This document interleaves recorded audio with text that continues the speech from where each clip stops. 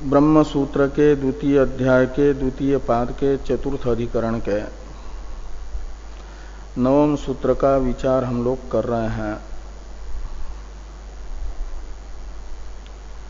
इस सूत्र में भगवान वेद व्यास जी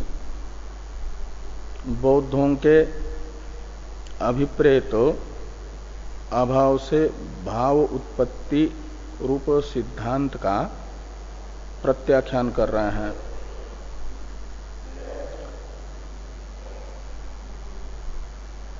बौद्धों का कथन है नानुपमृद्य प्रादुर्भावात् के अनुसार बीजादि का उपमर्दन होने पर ही अंकुरादि कार्य का जन्म होता है। इसलिए अभाव से भाव की उत्पत्ति ये सिद्धांत मान लेना चाहिए। और यदि निर्विकार कारण से कार्य की उत्पत्ति मानेंगे कूटस्थ कारण से, तो युगपत सभी कार्यों का जन्म होने की आपत्ति आती है। कूटस्थ नित्य कारण में कार्य को उत्पन्न करने की शक्ति मानेंगे तो कूटस्थ नित्य कारण में तो स्वर्ण पिंड में सभी किरीट कुंडल ग्रैवेयक आदि आभूषणों का उत्पाद करने की शक्ति है, तो युगपत उस स्वर्ण पिंड से सभी आभूषण निष्पन्न हो जाए, ये आपत्ति आएगी। इसे टालने के लिए माना जाए कि अभावग्रस्त कारण से कार्य की निष्पत्ति होती है।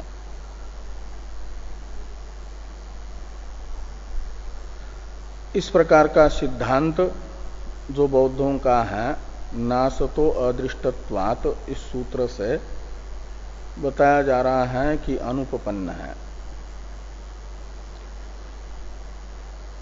भावः और उत्पद्यते इन दो पदों का अध्ययन करके वेद व्यास जी ने एक प्रकार से न असतः भावोत्पद्यते, भाव उत्पद्यते, ये असतः यानी अभावात भावः उत्पद्यते, ये जो पूर्व पक्षी का सिद्धांत है उसका निषेध कर दिया न का प्रयोग करके। कहा क्यों, तो कहते अदृष्टत्वात्, अभाव से भाव की उत्पत्ति नहीं देखी गई। इसी प्रकार का सूत्रार्थ भाष्यकार भगवान अपने भाष्य में बता रहे हैं। निर्विशेषस्य तु अभावस्य इत्यादि भाष्य वाक्य की अवतरण टीका है, उससे पहले तक भाष्य हम लोग देख चुके हैं।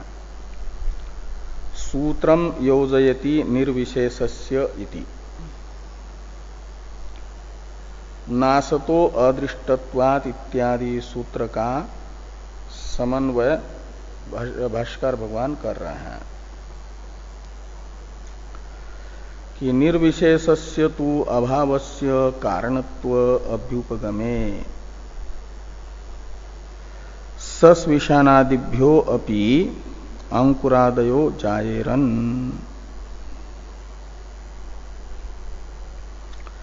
जो निर्विशेष अभाव है असत्वात्मक, उसी से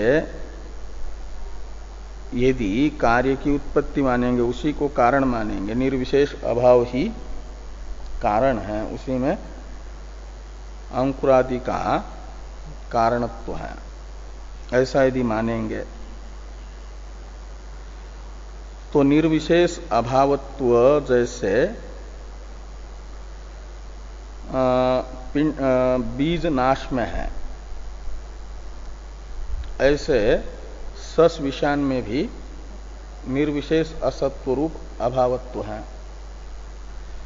और वो निर्विशेष अभाव ही यानी असत्व से युक्त पदार्थ ही निर्विशेष अभाव है, असत पदार्थ। और उस असत पदार्थ को ही यदि कारण मानेंगे तो असत्व बीज नाश में भी है और वही असत्व सस विषान में भी है।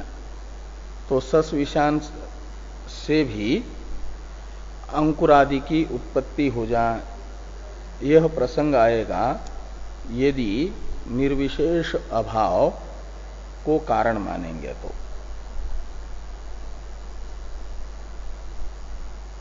ये कह रहे हैं कि निर्विशेषस्य तु अभावस्य कारणत्वाभ्युपगमे सस्विषानादिभ्यो अपि अंकुरादयो जायेरन नच एवं दृश्यते। यदि पुनः अभावस्यापि विशेषो अभ्युपगमेत उत्पलादीनाम इव नीलत्वादि ततो विशेषवत्वात् एव अभावस्य नहीं। हाँ, ये एक वाक्य बाकी रह गया पूर्व में कि न च एवं दृश्यते। निर्विशेषस्य तु अभावस्य कारणत्वाभ्युपगमे सस्विषानादिभ्यो अपि अंकुरादयो जायेरन न च एवं दृश्यते। लेकिन ऐसा देखा नहीं जाता कि सस्विषानादि से कोई भावात्मक कार्य उत्पन्न हुआ हो।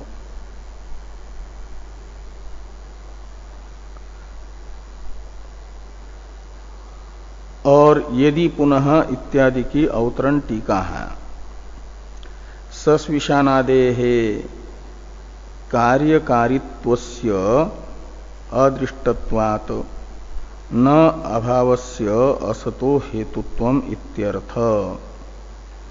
ये पहले निर्विशेषस्य इत्यादि का अर्थ बताया टीका में टीकाकार ने। कहते जो असत पदार्थ हैं सस्विषानादि, सस्विषानादि में आदि शब्द से आकाश पुष्प, वंध्यापुत्र इनको लिया जा सकता है। तो आकाश पुष्प, वंध्यापुत्र और सस्विषान इनमें कोई कार्यकारित्व नहीं दिखने को आ रहा है। तो सस्विषानादेः कार्यकारित्वस्य अदृष्टत्वात् न अभावस्य असतो हेतुत्वम इत्यर्थ। जो असत अभाव है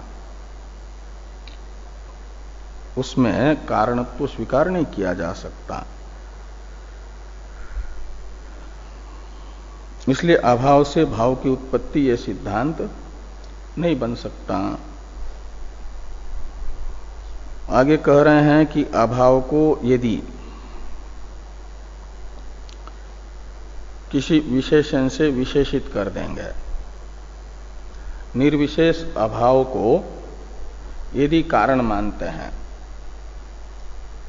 तो सस्विषानादि से भी अंकुरादि के उत्पत्ति का प्रसंग आ रहा है। तो इस प्रसंग को टालने के लिए निर्विशेष अभाव भाव के प्रति कारण नहीं, सविशेष अभाव भाव के प्रति कारण है। कारणत्व सविशेष अभाव में है, निर्विशेष अभाव में नहीं। ऐसी शंका यदि पूर्व पक्षी करते हैं तो उनके इस शंका का अनुवाद करके निराकरण किया जा रहा है, यदि पुनः इत्यादि से।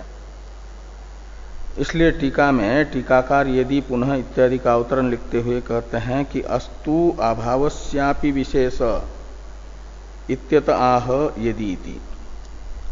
यदि मीमांसक बौद्ध, मीमांसक क्या बौद्ध, ये कहते हैं कि निर्विशेष अभाव में कारणत्व नहीं है, अति प्रसंग आ रहा है। उस अति प्रसंग को टालने के लिए अभाव, सविशेष अभाव को कारण माना जाए, कारणभूत अभाव का एक विशेष स्वीकार किया जाए।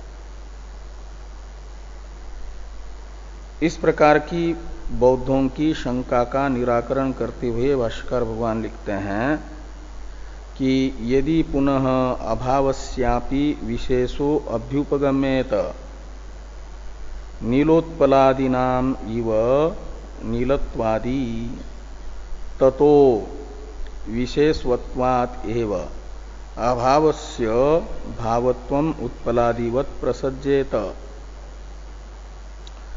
यदि अभाव का भी, कारणभूत अभाव का भी कोई न कोई विशेषण जोड़ देंगे, उसमें कुछ न कुछ विशेषता बताएंगे, तो कहते हैं फिर जो निर्विशेष अभाव को कारण मानने पर दोष आ रहा था वह दोष तो नहीं आएगा, किंतु जिस सविशेष अभाव को कारण माना जा रहा है वह विशेषता से युक्त अभाव होगा तो अभाव ही नहीं रहेगा, उसे भाव मानने का प्रसंग आएगा, वो भावात्मक हो जाएगा। इसलिए भाव से भाव की उत्पत्ति का सिद्धांत होगा, न कि अभाव से भाव की उत्पत्ति। ये कह रहे हैं कि यदि पुनः अभावस्यापि विशेषो अभ्युपगम्येत, कैसे, तो कहते हैं नीलोत्पलादि नाम इव नीलत्वादि, हाँ उत्पलादि नाम इव नीलत्वादि। तो उत्पलादियों में जैसे नीलत्वादि विशेषण है, ऐसे अभाव का भी कोई न कोई विशेष मानेंगे। तो फिर क्या होगा, तो जैसे नीलत्वादि विशेष से युक्त उत्पलादि भावात्मक पदार्थ है, ऐसे अंकुरादि का हेतुभूत जो अभाव, उसमें भी कोई न कोई विशेष जोड़ दोगे तो वह विशेष से युक्त अभाव उत्पलादि के तरह भाव हो जाएगा। तो ये कह रहे हैं कि ततो विशेषवत्वात् एव अभावस्य भावत्वम उत्पलादिवत् प्रसज्जेत। तो विशेषवत्वात् एव अभावस्य भावत्वम प्रसज्जेत। तो जैसे नीलत्वादि विशेष से युक्त उत्पलादि होने से भाव हैं, ऐसे विशेष वाला अभाव होने से उसमें भावत्व की आपत्ति आएगी उत्पलादि के तरह।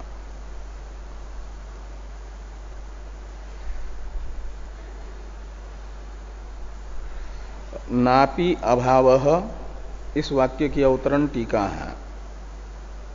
अभावस्य हेतुत्वे अति प्रसंग इति तर्कम उक्त्वा अनुमानम आह नापि इति। अभाव को यदि कारण मानते हैं तो अति प्रसंग हो रहा है, इस अर्थ में तर्क बता करके अनुमान बताया जा रहा है। अब तर्कम उक्त्वा अनुमानम आह नापीति। तो नापि अभावः कस्यचित् उत्पत्ति हेतु स्यात् अभावत्वात् एव सस्विशानादिवत्। तो यत्र अभावत्वम तत्र न हेतुत्वम यथा सस्विशानादयः, एक व्याप्ति है और इस व्याप्ति को लेकर के अभावत्व लिंगक अनुमान यहां पर बताया जा रहा है। यानी ये अभी तक जो तर्क बताया का मतलब व्याप्ति बताई कि जो अभाव है वह हेतु नहीं होगा, जैसे सस्विशानादि। तो ये अब अनुमान का स्वरूप बताया यहां पर कि नापि अभाव कस्यचित् उत्पत्ति हेतु। इसमें अभाव है पक्ष और उत्पत्ति हेतुत्वाभाव ये साध्य है, और अभावत्व हेतु है, और सस्विशानादि दृष्टांत है। ये अनुमान का स्वरूप टीका में बताया टीकाकार ने, अभावो न हेतु असत्वात् सम्मतवत इत्यर्थ।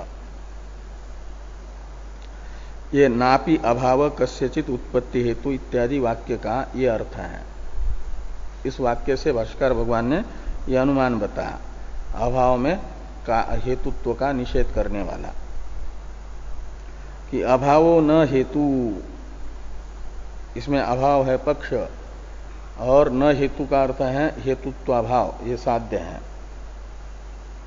और असत्वात हेतु है, सम्मतवत ये दृष्टांत हुआ, सम्मत है सस्विशानादि। ये उभय वादी सम्मत होता है दृष्टांत। तो बौद्धों को भी सस्विशानादि में हेतुत्व अपेक्षित नहीं है, हेतुत्वाभाव मानना अभिष्ट है, और सिद्धांति भी सस्विशानादि में हेतुत्वाभाव मानते हैं। इसलिए ये सम्मत पदार्थ है सस्विशानादि, हेतुत्वाभाव के लिए सम्मत पदार्थ हुआ। और उसमें जैसे असत्व होने से हेतुत्वाभाव है, ऐसे अभाव में भी हेतुत्व होने से, असत्व होने से हेतुत्वाभाव सिद्ध होगा, ये बताया गया।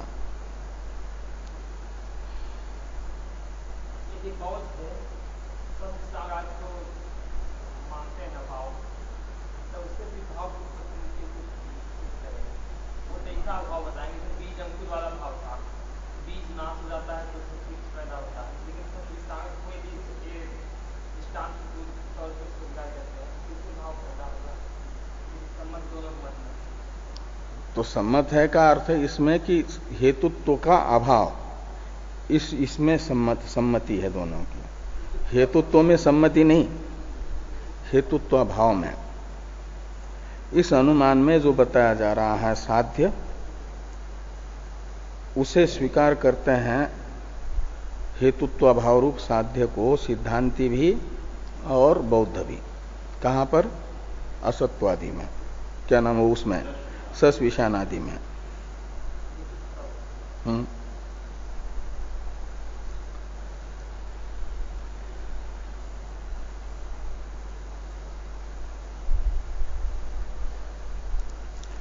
अभावाच्य भावोत्पत्तो अभाव अन्वितम एवं सर्वम कार्यम स्यात्, ये जो वाक्य आ रहा है भाष्य में, इसकी अवतरण टीका है, अभावो न प्रकृति कार्य अनन्वितत्वात् यथा शरावादि अनन्वितस्तंतुर न शरावादि प्रकृति इति तर्कपूर्वकम आह अभावाच्येति।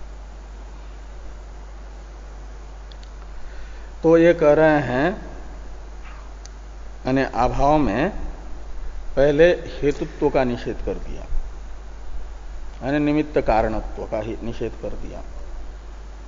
अब अभाव में प्रकृतित्व का भी निषेध कर रहे हैं। प्रकृतित्व कहते हैं उपादान कारणत्व को, उसका भी निषेध कर रहे हैं।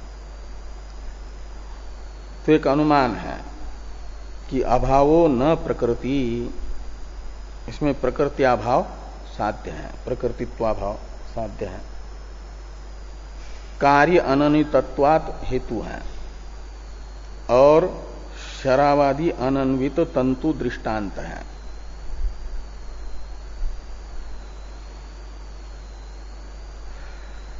तो यत्र कार्य अनन्वितत्वम तत्र प्रकृतित्वाभाव यथा शरावादि अनन्वित तंतु न शरावादि प्रकृति।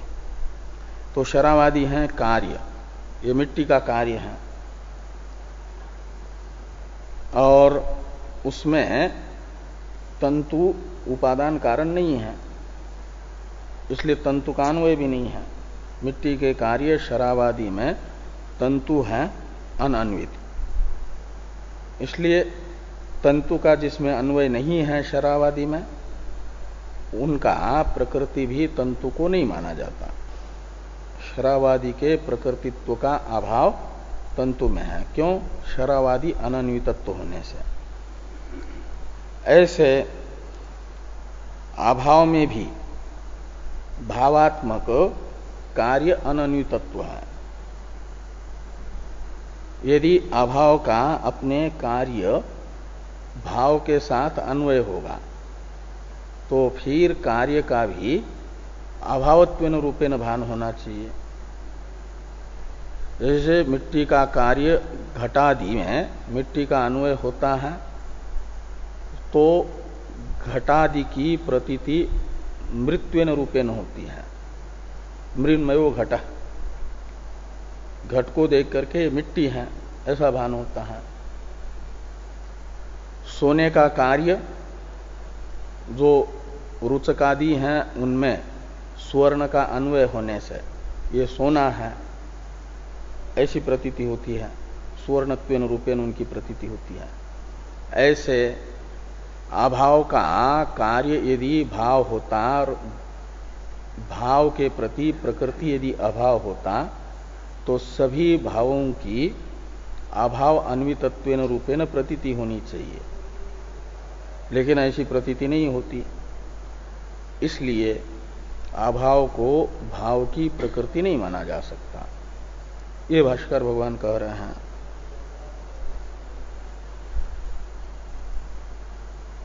तो अभावाच्य भावोत्पत्तो अभाव अन्वितम एव सर्वम कार्यम स्यात्। अभाव से यदि भाव की उत्पत्ति मानेंगे अर्थात अभाव को भावात्मक कार्य की प्रकृति मानेंगे तो अभाव अन्वितम एव सर्वम कार्यम स्यात्, तो सभी भावात्मक कार्य की अभाव अन्वितत्वेन रूपेण प्रतीति होनी चाहिए। किंतु कहते न च एवं दृश्यते, ऐसा नहीं देखा जाता। इसलिए अभाव को प्रकृति भी नहीं माना जा सकता। अभाव न तो निमित्त कारण है न तो उपादान कारण है।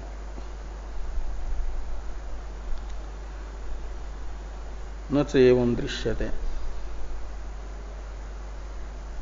लेकिन कैसी प्रतीति होती है सबकी? तो कहते हैं सर्वस्य च वस्तुनः स्वेन स्वेन रूपेण भावात्मना एव उपलभ्यमानत्वात्।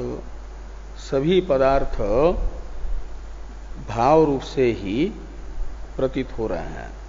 अंकुरादि कार्य जो है भावात्मना उपलब्ध हो रहा है, इसलिए उसे अभाव प्राकृतिक नहीं कहा जा सकता। तो सर्वस्य वस्तुना स्वेन स्वेन रूपेण भावात्मना एव उपलभ्यमानत्वात्। तो सभी पदार्थ जो हैं स्वस्व रूप से भावात्मना ही उपलब्ध हो रहे हैं, इसलिए माना जाएगा कि वे अभाव प्राकृतिक नहीं है। आगे हैं कि न च मृद अन्विता शरावादयो भावा तंत्वादि विकारा केनचित अभ्युपगम्यन्ते।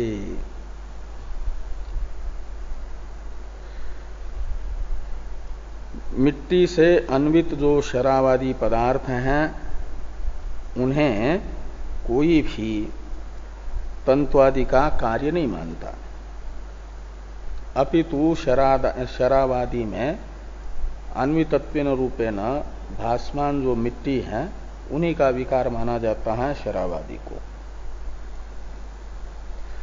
का मतलब ये हुआ कि प्रकृति बनने के लिए आवश्यक है कार्य में प्रकृति का अन्वित होना। तो मृद अन्विता शरावादयो भावा तंत्वादि विकारा केनचित न च अभ्युपगम्यन्ते। मृद विकारान एव तो मृद अन्वितान भावान लोकः प्रत्येति। इस वाक्य का अवतरण है टीका में। अतो अन्वितत्वात् मृदादिर्भावः एव प्रकृति इत्याह मृदिति। तो शरावादि में मृदादि का अन्वय होने से जिस कार्य में जिसका अन्वय देखा जा रहा है उस कार्य की प्रकृति उसी को माना जाएगा। प्रकृति बनने के लिए आवश्यक है कार्य का, प्रकृति बनने के लिए कार्य में अन्वित होना आवश्यक है। इस अभिप्राय से ये कहा जा रहा है कि मृद विकारान एव तु मृद अन्वितान भावान लोकः प्रत्येति। मिट्टी का अन्वय जिन जिन पदार्थों में है शरावादि में, उन्हें मिट्टी का ही विकार सब लोग मानते हैं। सभी प्रमाण से यही ज्ञापन होता है कि मिट्टी प्राकृतिक शरावादी है, क्योंकि मिट्टी का उनमें अन्वय है। जिन कार्यों में जिनका अन्वय होगा वे तत्प्रकृतिक माने जाएंगे। आगे है यत्तु उक्तम इत्यादि टीका का वाक्य, भाष्य में जो यत्तु उक्तम वाक्य आ रहा है इसका अवतरण टीका में। स्थायिनः कारणत्व अयोगम उक्तम अनुद्य दूषयति यत्तु उक्तम इत्यादिना। पूर्व पक्षी, इस प्रकार ये सूत्र की व्याख्या यहां तक हो गई। मृद विकारान एवतु मृद अन्वितान भावान लोकः प्रत्येति, यहां तक नासतो दृष्ट ने कर दी। अब पूर्व पक्ष अभाव से भाव की उति सिद्धांत को स्थापित करते समय जो बातें बताई थी उनका अनुवाद करके करण किया जा रहा है। तो पूर्व पक्षी ने यह कहा था कि यदि नित्य कूटस्थ नित्य को कारण मानेंगे तो सबसे सबके उत्पत्ति का प्रसंग आएगा। इसलिए जो है अभावग्रस्त कारण से कार्य की उत्पत्ति मानी जा का अर्थ है अभाव से भाव की उत्पत्ति मानी जा। ये जो पहले पूर्व पक्षी ने कहा था उसका अनुवाद करके निराकरण कर रहे हैं कि स्थायी, टीका में है कि स्थायी न कारणत्व अयोगम उक्तम। स्थायी यानी स्थिर भाव पदार्थ में कारणत्व की असंभावना पूर्व पक्षी ने जो पहले बताई थी उसका अनुवाद करके उसमें दोष बताया जा रहा है। यत्तुक्तम इत्यादि से, यत्तुक्तम यहां पर त में उकार की मात्रा छपी नहीं है, दीर्घ उकार की मात्रा होनी चाहिए। यत तु और उक्तम ऐसा पदच्छेद है। यत्तुक्तम स्वरूपमर्दम अंतरेण कस्यचित् कूटस्थस्य वस्तुनः कारणत्व अनुपपत्ते अभावात् भावोत्पत्तिर भवितुम अर्हति इति तद दुरुक्तम। तो ये अनुवाद है।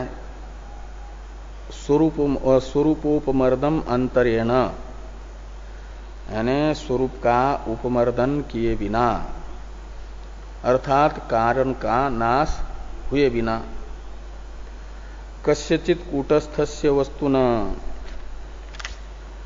कारणत्व अनुपपत्ते, किसी भी निर्विकार नित्य वस्तु में कारणत्व संभव नहीं है। इसलिए अभाव से भाव की उत्पत्ति मानना उचित है। ऐसा जो पहले पूर्व पक्षी ने कहा था, अभाव से भाव की उत्पत्ति बताने वाले बौद्धों ने, कहते तत् दुरुक्तम, उनका वह कथन सद उक्ति नहीं है, दुरुक्ति है, दुष्ट वचन है, सदोष वचन है, मिथ्या वचन है। उसमें दृष्ट विरोध बताया जा रहा है। स्थिर स्वभावानाम एव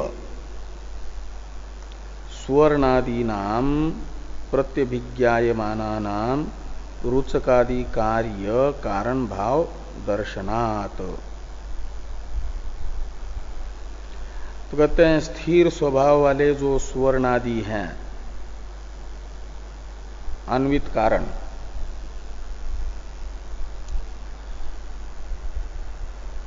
स्थिर स्वभावानाम एवं स्वर्णादि नाम प्रत्यभिज्ञायमाना नाम,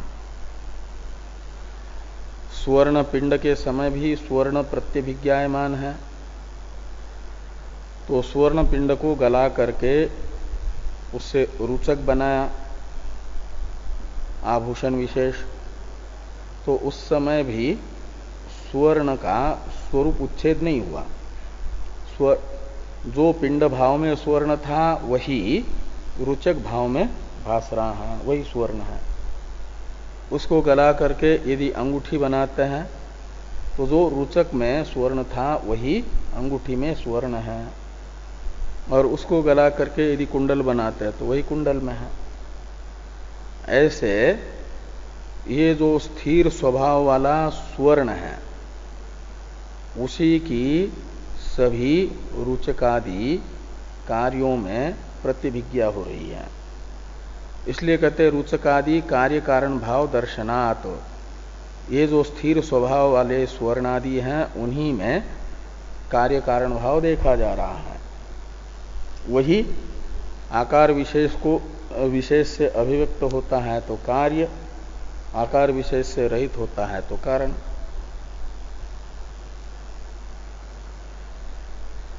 और येषुपि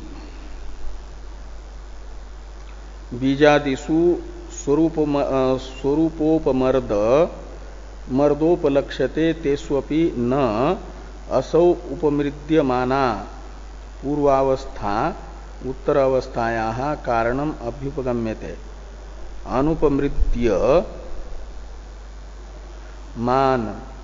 अनुपमृद्यमानानाम एव अनुयायिनाम बीजादि अवयवानाम अंकुरादि कारण भाव अभ्युपगमात्।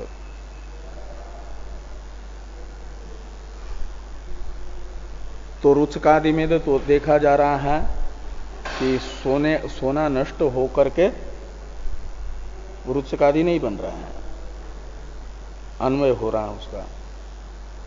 और जहां पर कहते हैं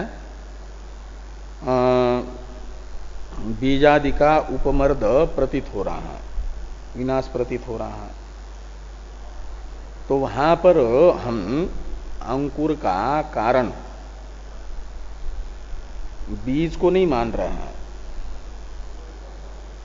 अपितु बीज के जो अवयव हैं जो अंकुर में भी अन्वित हैं, अंकुर में भी प्रतीत होते हैं, वे हैं कारण। और वो तो अवयवों की पूर्व अवस्था है, जो बीज। तो जैसे सोने की रुचकादि बनने से पहलेवर्ती अवस्था है पिंड, वो पिंड अवस्था को कारण नहीं माना जा रहा है, स्वर्ण तत्व को कारण माना जा रहा है। ऐसे बीज के अवयवों को कारण माना जा रहा है जो उपमर्दित नहीं होते हैं, अपितु अंकुर में अन्वित होते हैं, वे कारण हैं, न कि बीज। तो येषु अपि बीजादिषु स्वरूपोपमर्दः लक्ष्यते, जिन बीजादियों में स्वरूप का उपमर्दन प्रतीत हो रहा है, तेषु अपि न असौ उपमृद्यमाना पूर्व अवस्था उत्तर अवस्थायाः कारणम अभ्युपगम्यते। उन बीजादि की जो पूर्व अवस्था है उसे उत्तर अवस्था का कारण नहीं माना जा रहा है, यानी अंकुर का कारण बीज अवस्था को नहीं माना जा रहा है। किंतु क्या हो रहा है, तो कहते हैं अनुपमृद्यमान मानानाम एवं अनुयायी नाम बीजादि अवयवानाम अंकुरादि कारण भाव अभ्युपगमात्, जिनका उपमर्दन नहीं हो रहा है अपितु अंकुरादि में अन्वय हो रहा है, ऐसे बीज के जो अवयव हैं उनमें अंकुरादि का कारणत्व हम स्वीकार करते हैं। इसलिए उनमें भी जो बीज के अवयव अंकुर के कारण हैं उनका नाश नहीं हो रहा है, कारण का नाश होने पर कार्य उत्पन्न हो रहा, ये नहीं कह सकते। तस्मात्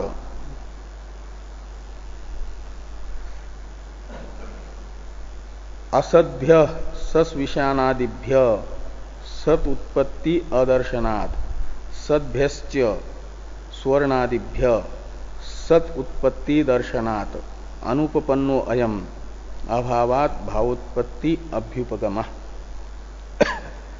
तो ये कह रहे हैं, अब ये सूत्रार्थ का उपसंहार है। यहां तक सूत्रार्थ का उपादन हुआ। अब ये उपसंहार है कि तस्मात् असद्भ्य सस विषाणादिभ्य सत उत्पत्ति अदर्शनात्, जो अत्यंत असत पदार्थ है सस विषाणादि, उनसे सत जो अंकुरादि हैं उनकी उत्पत्ति देखी नहीं जा रही है, और सत जो स्वर्णादि हैं उन्हीं से सत रुचकादि की उत्पत्ति देखी जा रही है। इसलिए बौद्धों का अभाव से भाव की उत्पत्ति, यह जो अभ्युपगम है, ये अनुपपन्न है, अयुक्त है, अनुचित है। ये बात बताई। थोड़ी टीका है, टीका को देखिए।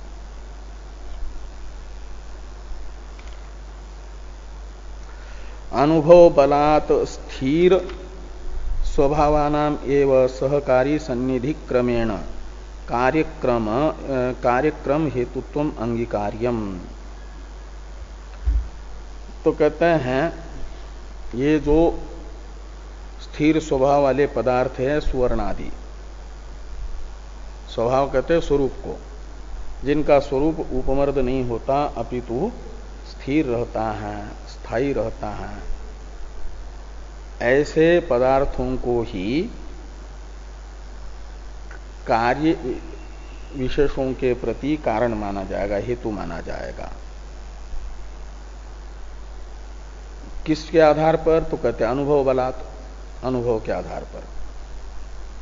तो कहा फिर स्वर्ण में तो, स्वर्ण तत्व में तो रुचक, कुंडल, किरीट, कंकण आदि सभी आभूषणों के उत्पत्ति की शक्ति है, और उस स्वर्ण तत्वों को ही यदि उसके उत्पत्ति में समर्थ मानते हैं तो युगपथ ही वो हो जाए उस स्वर्ण तत्व से सभी आभूषण। ये जो आपत्ति हमने बताई थी उसका क्या होगा? तो उसके लिए कहा कि सहकारी सन्निधि क्रमेण कार्यक्रम हेतुत्वम अंगीकार्यम। तो सहकारी जो अग्नि संयोग और वो जो आयरन पर रख करके हथौड़ी विशेष से आकार विशेष देता है, वो पीटता है उसे स्वर्ण पिंड को। हाँ, वही सुनार जो ये करता है, अग्नि में रख करके उसे विशेष रूप से फुकार लगता है, फूंकता है तो आकार विशेष बनता है, और थोड़ा और ठंडा पड़ता है तो थोड़ा हाथुड़ी विशेष से ठोंकता भी है आयरन पर रख करके। ये जो होता है ये सब है सहकारी, अग्नि संयोग और उसमें वो फूंकना, नली से हाथुड़ी से ठोकना, और इन सहकारी के सन्निधि क्रम से क्या हो जाता है कि कार्यक्रम का हेतुत्व जो स्थिर स्वभाव वाला स्वर्ण है उसी में है। वो सहकारी जो हैं उनकी सन्निधि किस कार्य के अभिव्यक्ति के लिए है? वो सहकारी विशेष के द्वारा प्रदत्त जो उस स्थायी कारण में विशेषता है, वो जिस कार्य विशेष के प्रति आएगी वह कार्य विशेष उस समय बनेगा। बाकी की शक्ति होने पर भी वो सहकारी के न होने से वो बना रहेगा, अभी बनेगा नहीं, वैसा ही उसमें वो शक्ति के रूप में रहेगा। इस अभिप्राय से कहते हैं कि सहकारी सन्निधि क्रमेण कार्यक्रम हेतुत्वम अंगीकार्यम। न च आगे हैं कि न च शक्तस्य सहकारी अपेक्षा न युक्ता इति वाच्यम।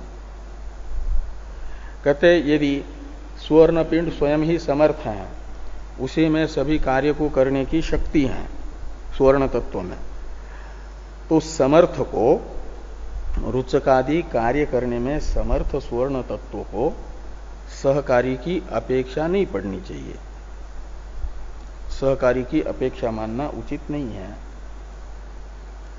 ऐसा यदि बौद्ध कहना चाहेंगे तो कहते इति न तो वाच्यम, बौद्धों को ऐसा नहीं कहना चाहिए। क्यों? कहते इसलिए कि यतो अशक्तस्यापि नापेक्षा, यदि शक्त को भी अपेक्षा नहीं कहेंगे, शक्त कहते हैं शक्तिमान को, और शक्तिमान को भी अपेक्षा नहीं, और जो शक्ति रहित हैं उसको भी अपेक्षा नहीं, तब तो सर्वथा सारा विश्व जो है सहकारी रहित हो जाएगा। तो ये कहते हैं असहकारी विश्वम शाद। लेकिन देखा जा रहा है कि पदे पदे सहकारी की अपेक्षा होती है,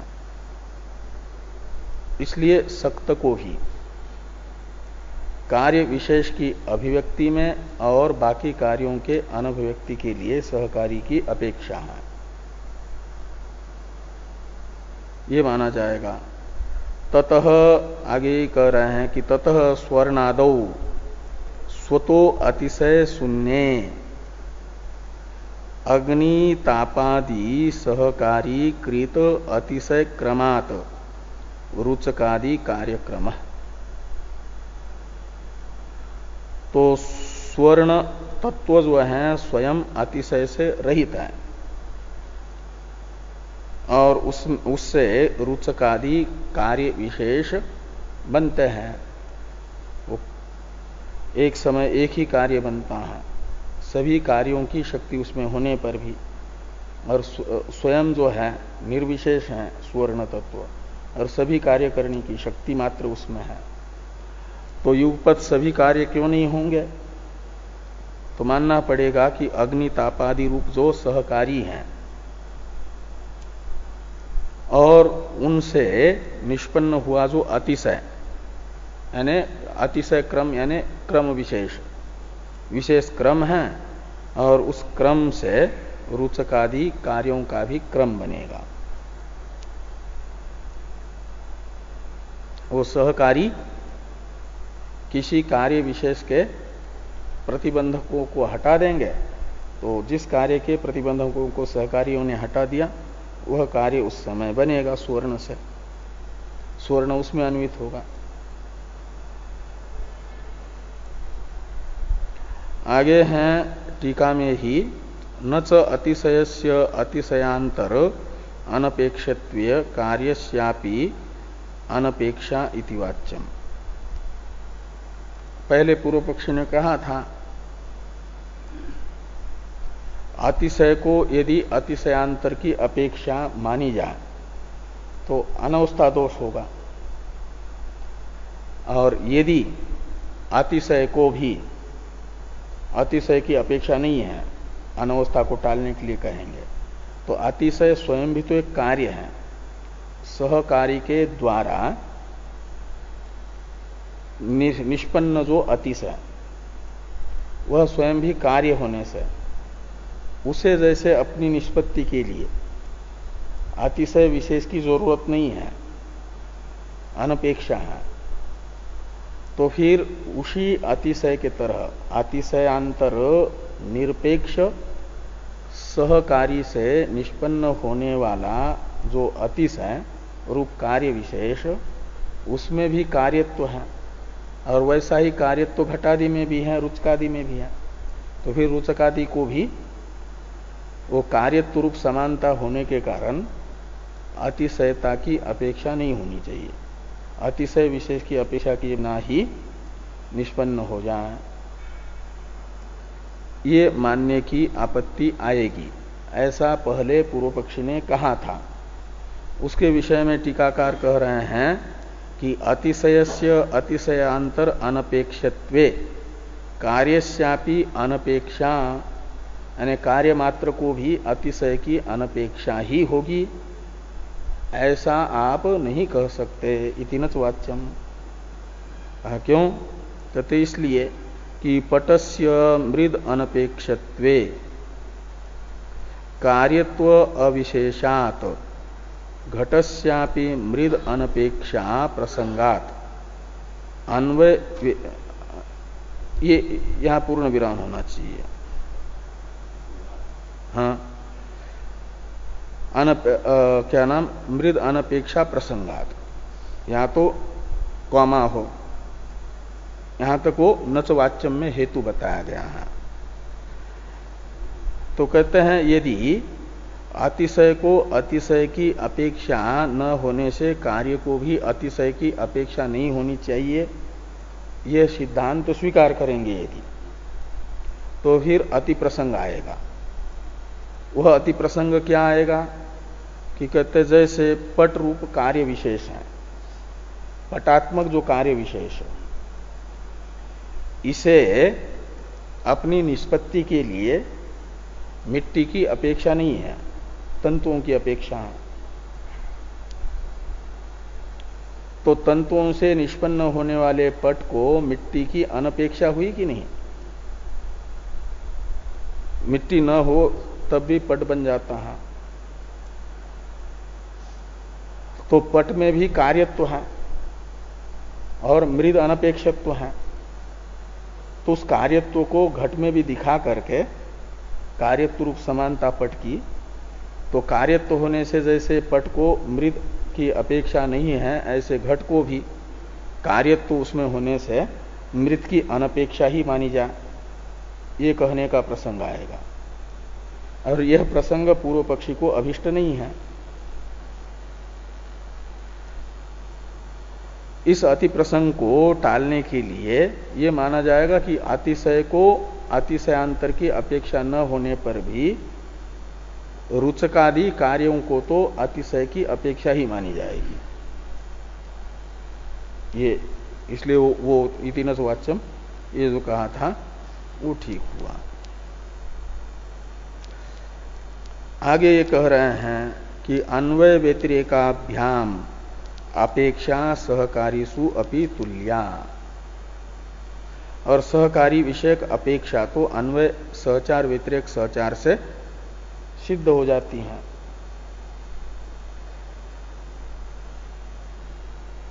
सहकारी हो तो यानी दंड, चक्र, कुलाल आदि सहकारी हो तो मिट्टी से घड़ा बन जाता है, और न हो तो नहीं बनता। ये अन्वय सहचार व्यतिरेक सहचार से सहकारी विषयक अपेक्षा सिद्ध हो जाती है।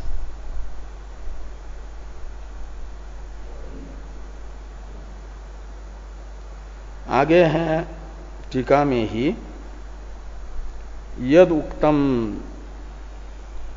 कार्याभाव दशायाम कारणस्य असत्वापत्ति इति तन्न अकारणस्यापि बाधा भावेन सत्वोपपत्ते।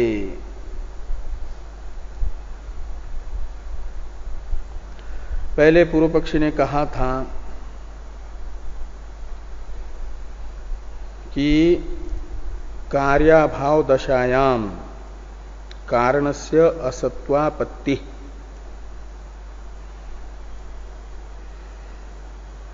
कार्य के अभाव दशा में कारण के असत्व की आपत्ति यानी अभावत्व की आपत्ति, ये जो पहले पूर्व पक्षी ने कहा था, कहते तन्न, ये भाव को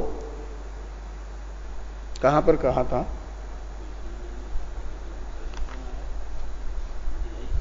ये तो उत्तम कह रहे हैं टीकाकार, तो यहीं पर इसी सूत्र का चल रहा है ना।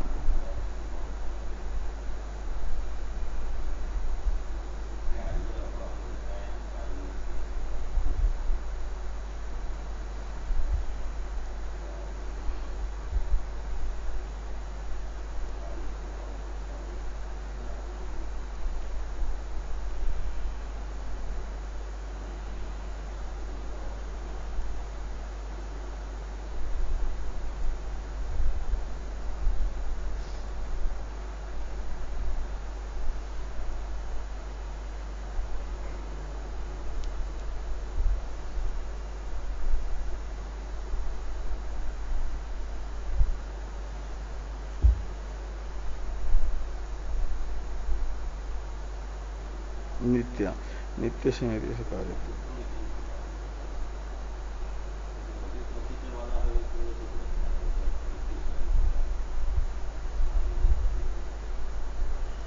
टीका में कहा था, टीका में 464 नंबर पृष्ठ पर अंतिम पंक्ति में कूटस्थात् चेत कारणात् कार्यम उत्पद्येत अविशेषा सर्वम सर्वतः उत्पद्येत, ये दो भाष्य वाक्य हैं। इसकी जो टीका है, नित्यस्य निरतिशयस्य कार्यशक्तत्वे तत्कार्याणि सर्वाणि एकस्मिन् एव क्षणेषु और तथा च उत्तर क्षणे कार्याभावात् असत्वापत्ति, ये यहां कहा है ना, ये पूर्व पक्षी ने, यानी टीका में है, ये पूर्व पक्षी का ही वाक्य। लेकिन पूर्व पक्षी ने भाष्य में नहीं टीका में कहा था, यानी उसी वाक्य के भाष्यस्थ वाक्य के द्वारा टीकाकार ने स्पष्ट किया है।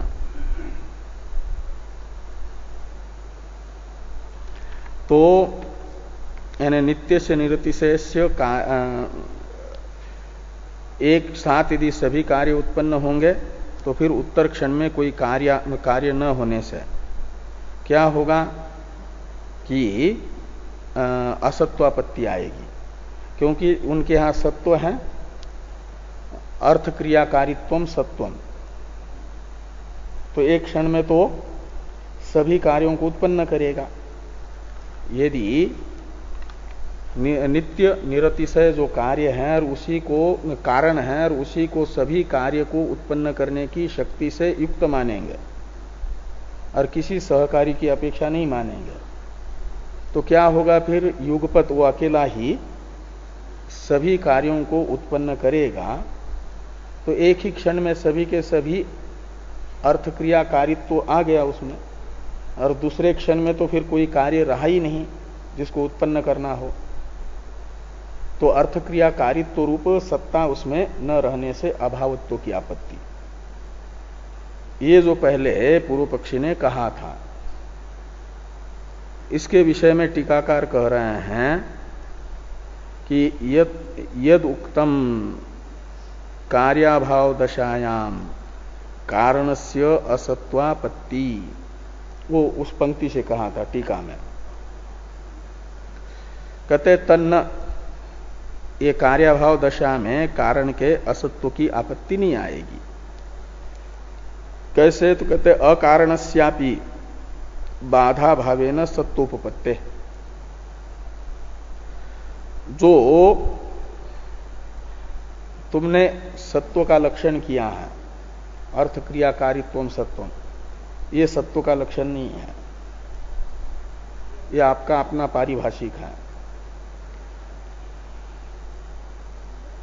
बाध राहित्यम सत्यत्वम, ये सत्यत्व है जिसका बाध न हो।